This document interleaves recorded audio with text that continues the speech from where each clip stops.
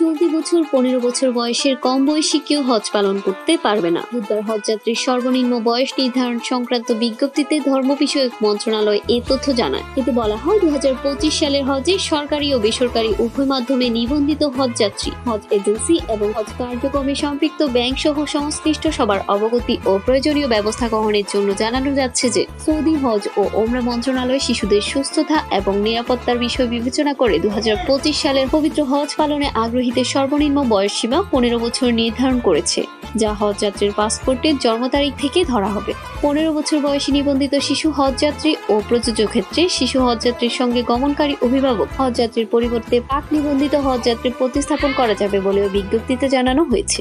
চাঁদ দেখা সাপেক্ষে আগামী 5 জুন পবিত্র হজ অনুষ্ঠিত হবে। এবার হজে বাংলাদেশ থেকে 87,100 জন হজযাত্রী হজ পালন করবেন। আগামী 29 এপ্রিল থেকে হজ ফ্লাইট শুরু হবে বলে ধর্ম মন্ত্রণালয় থেকে জানা গেছে।